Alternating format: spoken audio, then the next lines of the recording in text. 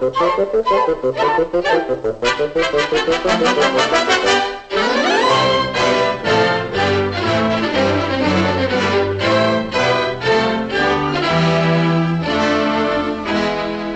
outlook wasn't brilliant for the Mudville Nine that day.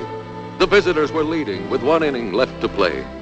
The Mudville fans in grim and gloomy melancholy sat until they saw that Casey was coming up to bat. Now Casey let 2 strikes go by. He didn't like their style, but the fans all knew he'd hit the next a goodly country mile.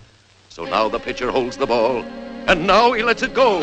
And now the air is shattered by the force of Casey's blow. You're out! We have often heard the legend of Casey at the bat, but have you ever heard about what happened after that?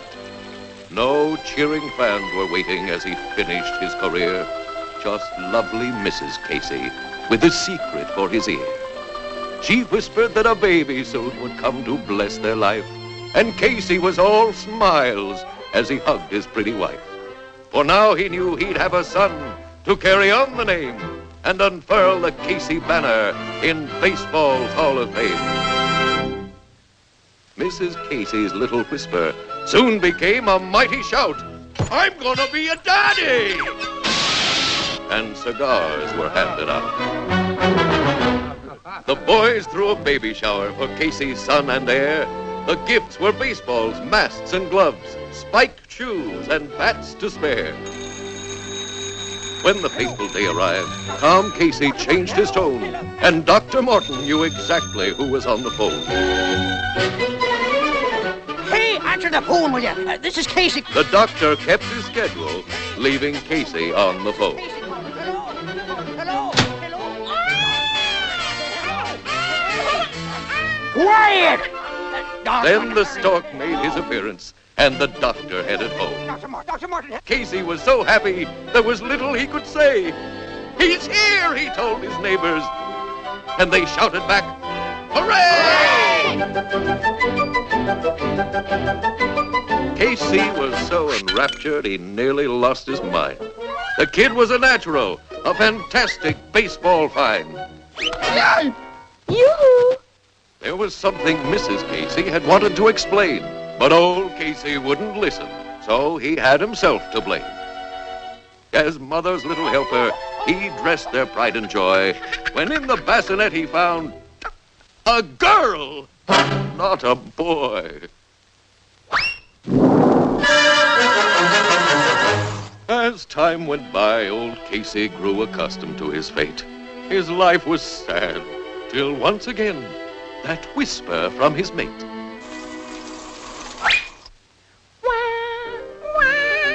Then Casey screamed, there's 3! And into the bedroom darted. 3 girls, said Dr. Morton, and sensibly departed. Casey's batting average didn't show a single hit. And finally, even Casey knew there comes a time to quit. Just one look at the doctor made Casey start to foam. And then the girls would have to drag their poor old daddy home.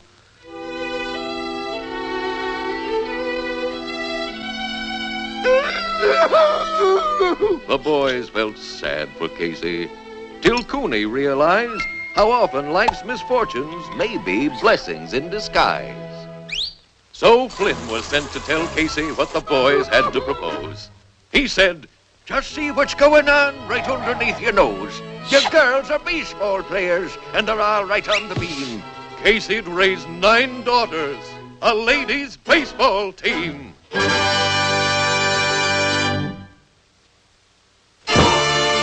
Now all these sudden changes brought joy to Casey's life. He even paid the doctor and was speaking to his wife.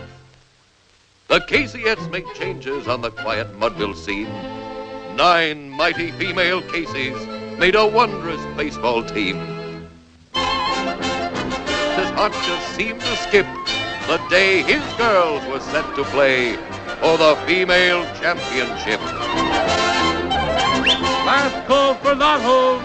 Get your knotholes Casey here. took his usual bows on this eventful day, but found himself outside the park as the game got underway.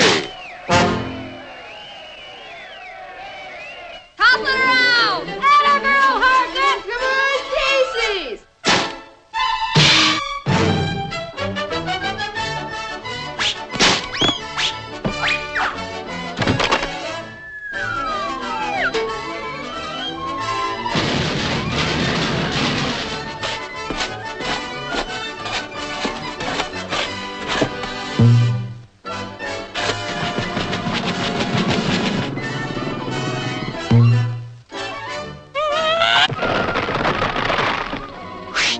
Casey was in a panic that this game would go astray.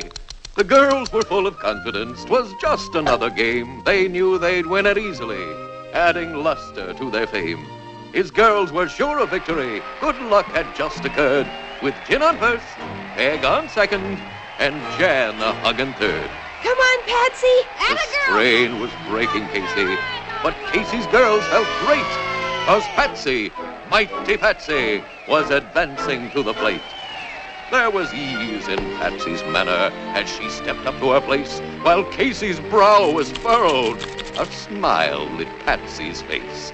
The pitcher, growing nervous, was aware of Patsy's fame, but suddenly, mighty Patsy was taken from the game. The crowd was in a dither as the girls in horror sat, until Colleen said, "Why, it's Daddy! He's coming up to bat." Casey knew it wasn't cricket, but they had to win this game. And when the first strike sailed by, he had his wig to blame. Patsy tried to intervene, but he heeded not her plea. The second strike found Casey overcome with modesty. Every eye was on the ball as the pitcher let it go. The very air was shattered by the force of Casey's blow. The crowd went wild. They cheered and cheered. Broad smiles lit up their faces. Although 'twas Patsy hit the ball, great Casey ran the bases.